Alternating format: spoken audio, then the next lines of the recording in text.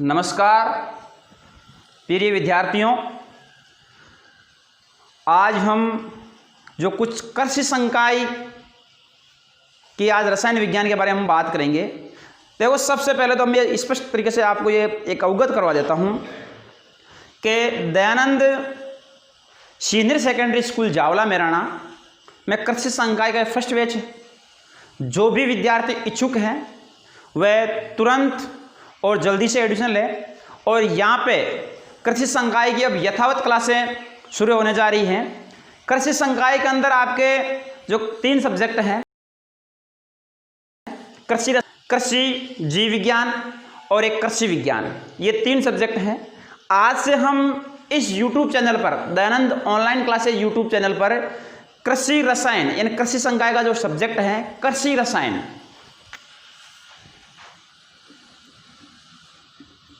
कृषि रसायन, इसकी शुरुआत करेंगे। और कृषि रसायन का आज हम एक चैप्टर लेके आ रहे हैं। बहुत ही शानदार और सुपर टॉपिक है और उस टॉपिक का नाम, चैप्टर का नाम है जैव रसायन अर्थात बायोकेमिस्ट्री। कि बायोकेमिस्ट्री क्या होती है उसके बारे में हम जानेंगे, जैव रसायन के बारे में जानेंगे। तो इसको आपको बिल्कुल जितने भी विद्यार्थी जुड़े हुए हैं साथ साथ नोट्स करें और नोट बनाते भी रहें। और किसी भी प्रकार की कोई प्रॉब्लम हो तो आप ज़रूर पूछें। जल्द ही आपके एग्रीकल्चर और जीव विज्ञान की क्लासें भी स्टार्ट हो जाएगी एग्रीकल्चर वालों के लिए। तो अब हम बात करेंगे कृषि विज्ञान में। आज हम जो टॉपिक पढ़ेंगे वह टॉपिक है आपका बायोकेमिस्ट्री।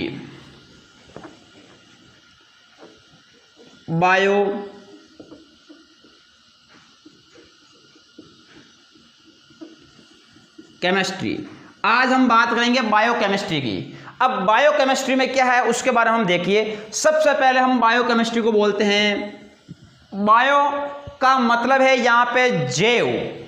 क्या है, इसको हम ऐसा लिखते हैं जैव रसायन। क्या लिखते हैं? जैव रसायन। अब देखिए, सबसे पहले हम बायोकेमिस्ट्री की बात करें, हम इसको ऐसा भी लिख लो चाहिए, बायो केमिस्ट्री।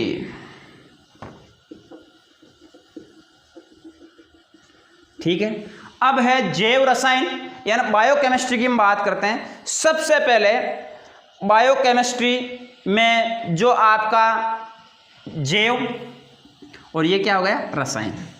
अब यदि हम कहें कि जो विज्ञान की ये शाखा है जैव रसायन, इस शाखा का नाम किसने दिया था, तो आपको पूछ लिया जाए कि विज्ञान की जैव रसायन शाखा का नाम किसने दिया, तो आपको देखना है इसे, विज्ञान की जैव रसायन शाखा का नाम। तो सबसे पहले जो विज्ञान की जैव रसायन शाखा है, इस शाखा का नाम देने वाला जो वैज्ञानिक था वह वैज्ञानिक था कार्ल न्यूबर्ग। क्या था? Karl Neuberg. इसका नाम था भाई कार्ल न्यूबर्ग। ये इसकी शाखा जैव रसायन शाखा थी और उसका नाम देने वाला वैज्ञानिक था कार्ल न्यूबर्ग। किसकी? जैव रसायन की। अब सबसे पहले हम जैव रसायन के बारे में बात करते हैं, बायोकेमिस्ट्री के बारे में करते हैं। तो हम ये कहेंगे कि विज्ञान की वह शाखा जिसमें सजीवों में होने वाली जैविक क्रियाओं का अध्ययन करते हैं। कि विज्ञान की वह शाखा जिसमें सजीवों का मतलब होगा चाहे पादप हो चाहे जंतु हो, उनके अंदर होने वाली जितनी भी जैविक क्रियाएं हैं, जितनी भी होने वाली जीवन के अंदर जो भी क्रियाएं होती है पादपों या जंतुओं, उनका जो अध्ययन किया जाता है उसे हम क्या कहते हैं? जैव रसायन कहते हैं। क्या कहते हैं? जैव रसायन। तो सबसे पहले आपको परिभाषा लिखनी है इसकी। परिभाषा क्या लिखोगे इसमें? परिभाषा में ऐसा लिखना है, विज्ञान की वह शाखा, कि विज्ञान की वह शाखा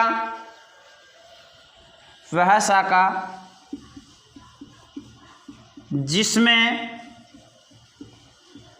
सजीवों का मतलब हो गया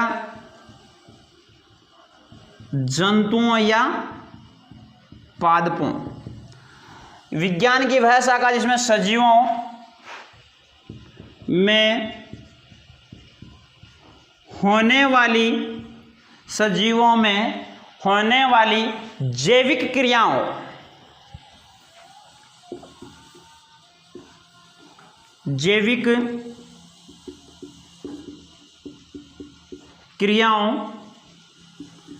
का अध्ययन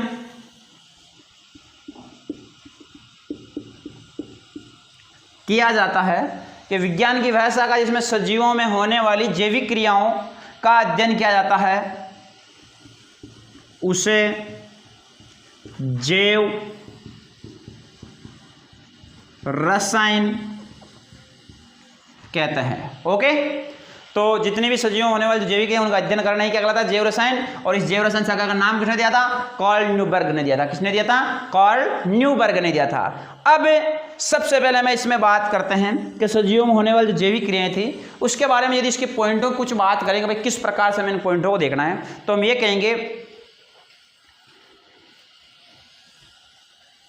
कि जितने भी प्रकृति के अंदर जो भी प्लांट्स होते हैं, जो भी एनिमल्स होते हैं, जितने भी जंतु होते हैं या जितने भी पादप होते हैं, उन सबको अपने शरीर की ग्रोथ करने के लिए, वृद्धि करने के लिए, मरम्मत करने के लिए, ऊर्जा करने के लिए, लेने के लिए, अनेक प्रकार की क्रियाएं करने के लिए जो ऊर्जा की आवश्यकता होती है, उस ऊर्जा की आवश्यकता की जो पूर्ति है वह पूर्ति हमें कार्बोहाइड्रेट्स, वसा, प्रोटीन आदि से प्राप्त होती है। ये एक सीधी सी बात है कि कोई भी सजीव प्राणी है, उस सजीव प्राणी को अपनी वृद्धि करने के लिए, अपनी मरम्मत करने के लिए या कार्य करने के लिए जो ऊर्जा की आवश्यकता होती है वह पोषक तत्वों से प्राप्त होती है, और उसमें कार्बोहाइड्रेट, वसा, विटामिन, लिपिड्स, प्रोटीन्स आदि पाए जाते हैं। तो सबसे पहले हम इसकी बात करेंगे, एक पॉइंट के रूप में लिखेंगे इसको। तो पॉइंट में इस प्रकार से लिखेंगे, सभी पादप एवं जंतुओं को, के सभी जो पादप हैं और जंतु हैं उन जंतुओं को अपनी वृद्धि,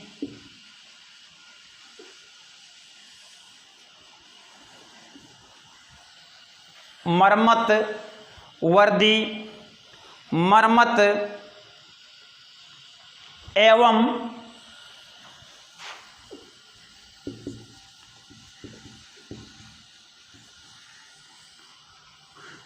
एवं सामान्य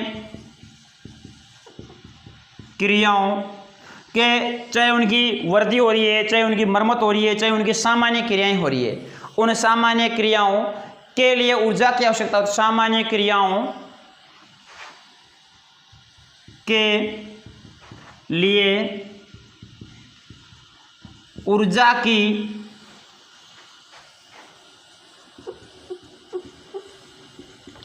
आवश्यकता होती है, कि उनके लिए क्या होती है? ऊर्जा की आवश्यकता होती है। और जो ऊर्जा की आवश्यकता होती है जो किसके द्वारा हमें प्राप्त होती है? ऊर्जा की आवश्यकता होती है जो कार्बोहाइड्रेट, प्रोटीन व वसा आदि से प्राप्त होती है।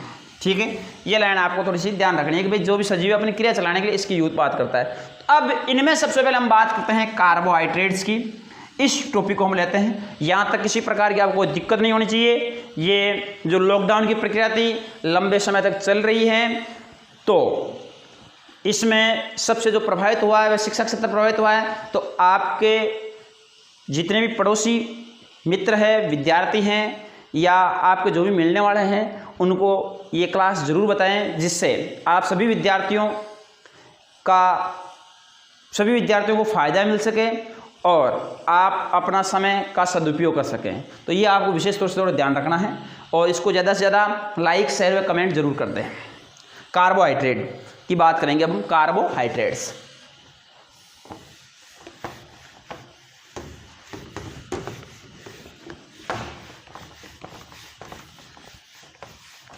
देखिए कार्बोहाइड्रेट्स के बारे में बात करते हैं हम। कार्बोहाइड्रेट्स क्या होते हैं, कौन कौन से होते हैं, इनके जो टाइप्स हैं उनके बारे में पढ़ेंगे हम। देखिए सबसे पहले हम बात करते हैं कार्बोहाइड्रेट।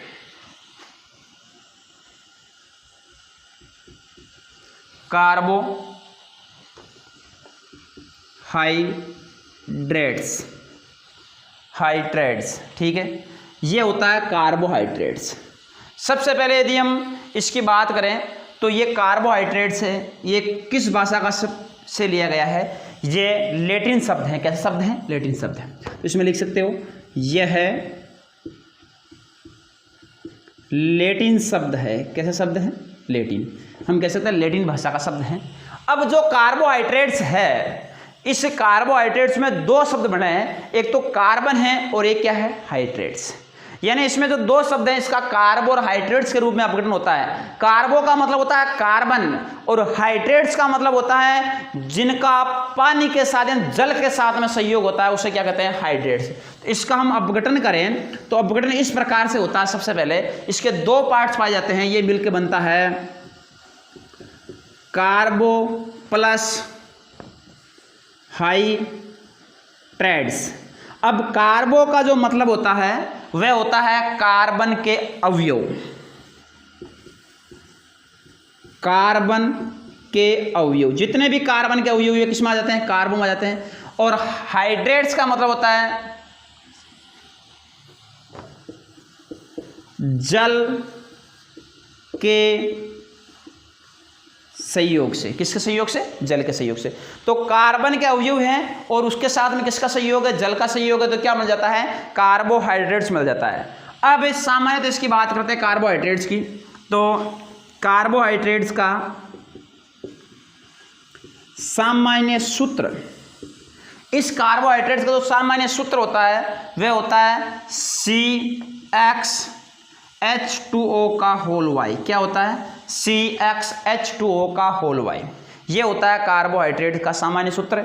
लेकिन इस सूत्र में आपको विशेष तौर से नोट डाल के ध्यान रखना है कि कुछ थोड़ा सा चेंज होता है कहीं कहीं यौगिकों में। वे क्या चेंज होता है वे ध्यान रखना है आपको। कुछ यौगिकों में कार्बन, हाइड्रोजन, ऑक्सीजन के स्थान पर नाइट्रोजन व सल्फर भी पाया जाता है। तो ये जहाँ पे कार्बन, हाइड्रोजन, ऑक्सीजन है, इनके स्थान पर क्या हो सकता है, नाइट्रोजन व सल्फर भी पाया जा सकता है। ये विशेष तौर से आपको ध्यान रखना है। समझ में आया कि ना आया, आ गया ना, कि जो कार्बन, हाइड्रोजन और ऑक्सीजन है इस सूत्र में, उस पे स्थान पे क्या हो सकता है, नाइट्रोजन और सल्फर भी हो सकता है। आएगा, होलोलांसी है ना, धीरे धीरे आ जाएगा। बिल्कुल प्रेम से पढ़िए आप, अच्छी तरह से सोच विचार के आराम से पढ़िए, अच्छी तरह से समझ में आएगा, ठीक है ना। अब देखो, इसके बाद में सबसे पहले हम बात करते हैं कार्बोहाइड्रेट की परिभाषा की बात करते हैं कि कार्बोहाइड्रेट की परिभाषा किस प्रकार से दे रखी है, उसके बारे में हम बात करेंगे कि कार्बोहाइड्रेट की जो परिभाषा है वे किस प्रकार से आपको दे रखी है। तो यहाँ पे लिख देता हूं मैं आपको परिभाषा किसकी, कार्बोहाइड्रेट्स की, कि कार्बोहाइड्रेट्स किसे कहते हैं, किस प्रकार के यौगिकों को कार्बोहाइड्रेट्स की संज्ञा दी जाती है। इसमें लिखेंगे हम पॉलीहाइड्रिक। देखो एक शब्द लिख रहा हूं सबसे पहले मैं परिभाषा में, पॉलीहाइड्रिक। आप में से कोई विद्यार्थी पॉलीहाइड्रिक का अर्थ बता सकता है कि पॉलीहाइड्रिक किसे कहते हैं। पॉली का मैं बता सकता, पॉलीहाइड्रिक क्या है, पॉलीहाइड्रिक के बारे में आप में से कोई विद्यार्थी बता सकता है कि पॉलीहाइड्रिक क्या है या पॉलीहाइड्रिक हम किसे कहते हैं। एक कोई भी बता सकता है, बताइए देखिए जल्दी से, पॉलीहाइड्रिक क्या है या पॉलीहाइड्रिक हम किसे कहते हैं। तो पॉलीहाइड्रिक के बारे में मेरे को बताइए देखें। पॉलीहाइड्रिक का मतलब होता है एक से अधिक OH समूह वाले यौगिक, एक से अधिक OH समूह वाले यौगिक। तो यहां पे लिख लो पॉलीहाइड्रिक, कोष्टक में लिख लो एक से अधिक OH समूह वाले यौगिक। तो ये क्या हो गया आपका पॉलीहाइड्रिक। अब पॉलीहाइड्रिक के बाद में यदि हम बात करते हैं भाई, एक तो क्या हो जाता है पॉलीहाइड्रिक के बाद जाता है, उसके बाद में एल्डिहाइड व कीटोन। पॉलीहाइड्रिक एल्डिहाइड, एल्डिहाइड का प्रत्यय क्या होता है CHO, व कीटोन, कीटोन का प्रत्यय क्या होता है C double bond O। Polyhydric aldehyde व कीटोन, कीटोन अथवा वह पदार्थ जो जल अपघटन होने पर यौगिकों को उत्पन्न करते हैं, कि पॉलीहाइड्रिक है, एल्डिहाइड है, वह कीटोन अथवा वह पदार्थ, कीटोन अथवा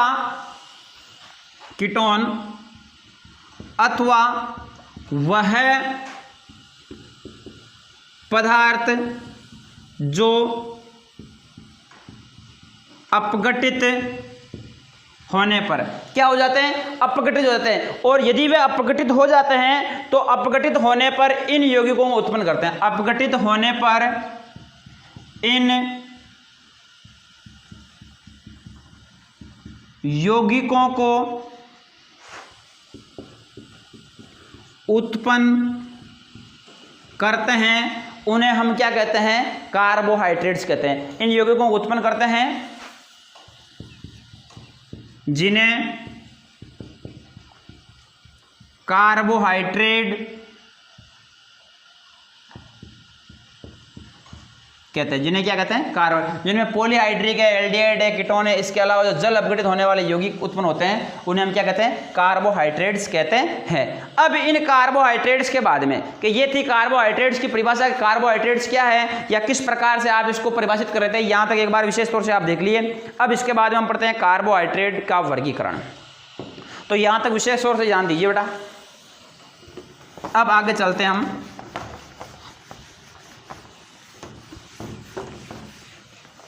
इसको साथ साथ नोट डाउन कर लेना।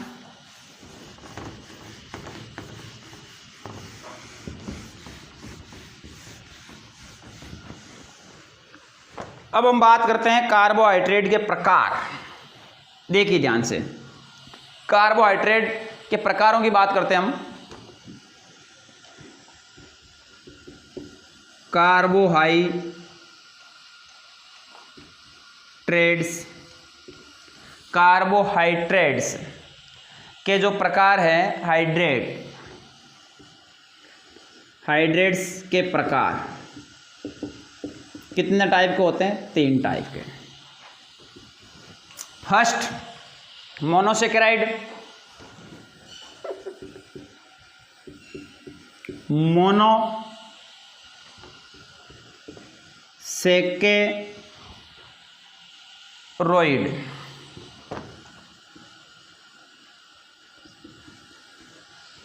सेकंड होता है, 1 नंबर मोनोसेकेराइड होता है। नंबर 2 कौन सा होता है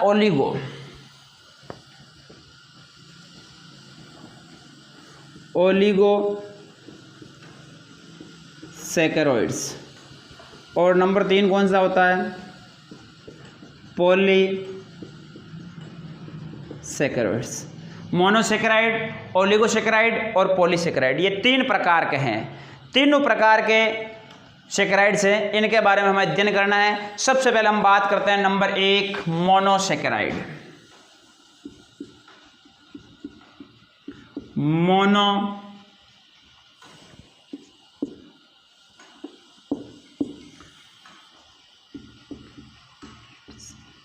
मोनोसेकेराइड्स, देखिए सबसे पहले हम बात करते हैं मोनोसेकेराइड्स क्या होते हैं। मोनो और सेकेराइड्स के 2 अलग अलग रूप हैं। मोनो का मतलब होता है, इसके 2 पार्ट्स कर देते हैं, मोनो और सेकेराइड। मोनो का मतलब होता है एकल, क्या होता है एकल, और सेकेराइड का मतलब क्या होता है शर्करा। कि जो एकल शर्कराएं होती हैं उन्हें हम क्या कहते हैं मोनोसेकेराइड कहते हैं। क्या कहते हैं मोनोसेकेराइड। यदि इसकी परिभाषा की बात करें, आपने पढ़ा था mono, di, tri, tetra, penta, hexa, hept, oct, non, dec, पढ़ा था ना। तो मोनो का मतलब क्या होता है? एक। और जो एकल इकाइयाँ होती हैं उन्हें हम क्या बोलते हैं? मोनोसेकेराइड बोलते हैं। क्या बोलते हैं? मोनोसेकेराइड। अरे समझ में तो आ रहा ना?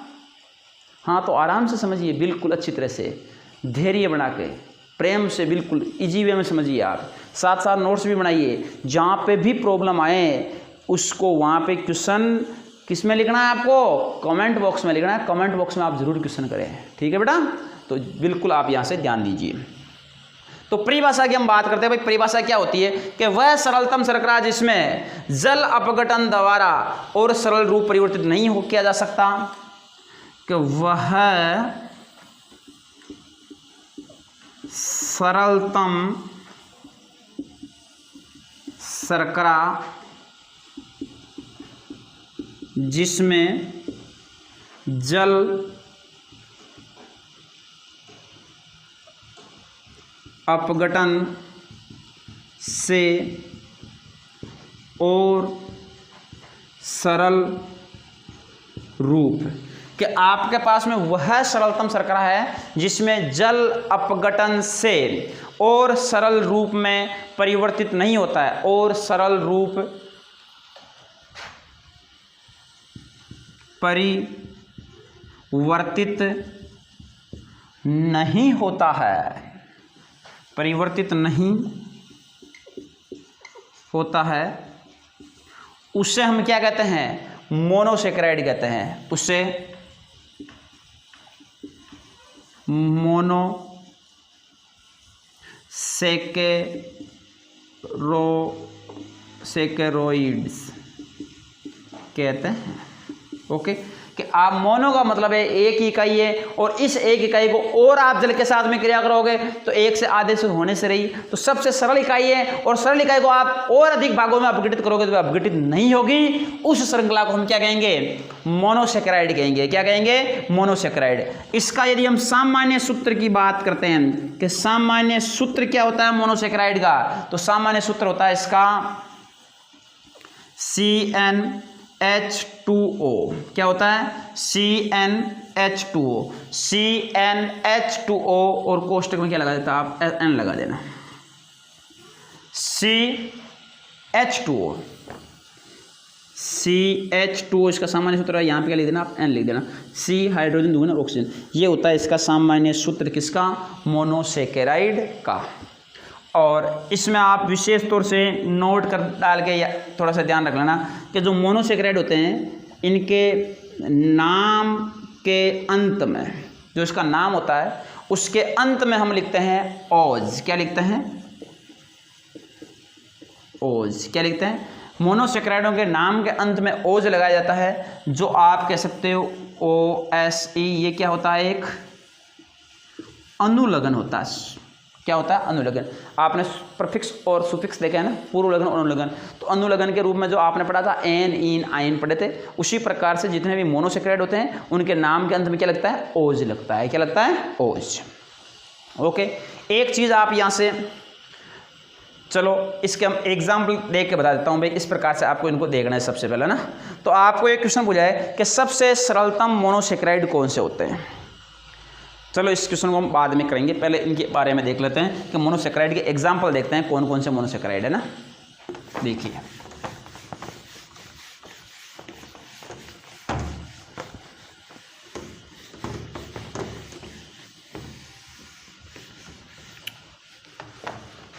मोनोसेकेराइड के एग्जाम्पलों की हम बात करते हैं जैसे करके। सबसे पहले हम मोनोसेकेराइड के बारे में बात करेंगे कि कौन कौन से मोनोसेकेराइड है। तो सबसे पहले हम बात करते हैं 3 कार्बन वाले। 3 कार्बन, जिसमें कार्बन कितने हैं? 3। उन 3 कार्बन वाले मोनोसेकेराइड को हम बोलते हैं ट्राइओज। क्या बोलेंगे? ट्राइओज। आ गया ना पीछे ओज, तो मोनोसेकेराइड में अनुलग्न क्या लगाते हैं? ओज लगाते हैं, तो आ गया ट्राइओज। तो इसमें हम लिखेंगे ग्लिसर एल्डिहाइड व डाइहाइड्रोक्सी। आप एग्जाम्पल के रूप में क्या लिख सकते हो? ग्लिसर एल्डिहाइड व डाइहाइड्रोक्सी। तो लिख लो इसके एग्जाम्पल के रूप में।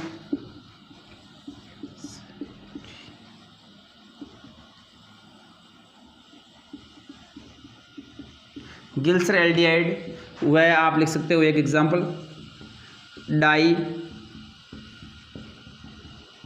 हाइड्रोक्सी। ये किसका हो जाएगा, 3 कार्बन वाले ट्राइओज का। इसके बाद में हम बात करते हैं 4 कार्बन वाले। तो 4 के लिए क्या लिखते हैं हम, टेट्रा लिखते हैं, और टेट्रा के पीछे क्या जुड़ जाएगा, ओज, तो उसको क्या बोलेंगे, टेट्रोस। क्या बोलेंगे, टेट्रोस। अब जो टेट्रोस हैं, इन टेट्रोस के लिए एग्जाम्पल की हम बात करें तो इसमें लिखते हैं हम इरिथ्रो व इरीथ्रोस। एक तो लिखते हैं इरिथ्रो, इरिथ्रो। एक तो आपको क्या जाता है, 4 कार्बन वाले में एक एग्जाम्पल आता है इरिथ्रोस, एक लिख देते हैं इरीथ्रुलोस, इरिथ्रोस और इरीथ्रुलोस, इरीथ्रुलोस। इसके बाद में 5 कार्बन वाले की बात करते हैं। 5 को क्या बोलते हैं, पेंटा, तो इसको क्या बोलेंगे, पेंटोस। क्या बोलेंगे, पेंटोस। और जो पेंटोस होते हैं, उन पेंटोस के यदि हम एग्जाम्पल की बात करते हैं, भाई पेंटोस में कौन से होते हैं, राइबोज एवं डीऑक्सीराइबोज, राइबोस एवं डीऑक्सीराइबोस, ये किस में आते हैं, 5 कार्बन वाले में। एक और देख लो, 6 कार्बन वाले, 6 को क्या बोलते हैं, हेक्सा बोलते हैं। पीछे क्या लगाएंगे, ओज, तो क्या हो जाएगा, हेक्सोस, हेक्सोस। और इस हेक्सोस में यदि हम एग्जाम्पल की बात करें तो इस हेक्सोस के एग्जाम्पल के लिए हम लिख सकते हैं ग्लूकोज, फ्रक्टोज, गलक्टोज। क्या लिख सकते हैं, ग्लूकोज, फ्रक्टोज, गलक्टोज, ग्लूकोज, फ्रक्टोज, ग्लक्टोज। तो ये इसके एग्जाम्पल आ जाते हैं, किसके, 6 कार्बन वाले के। तो ये इसके एग्जाम्पल होते हैं। इस एग्जाम्पल होने के बाद में कल जो हम टॉपिक पढ़ेंगे, सबसे पहले इन तीनों के बारे में डिस्कस करेंगे। ओके, के ग्लूकोज, फ्रक्टोज और ग्लूकोज के बारे में। उसके बाद में आपका जो ओलिगोसेक्राइड था, उसके बाद में पॉलीसेक्राइड। आज की क्लास के लिए आपको इतना ही। सारे नोट्स बनाने साथ साथ में। किसी भी बच्चे को कोई प्रॉब्लम हो तो कमेंट बॉक्स में ज़रूर पूछना है और आराम से शालीनता के साथ पढ़ना है।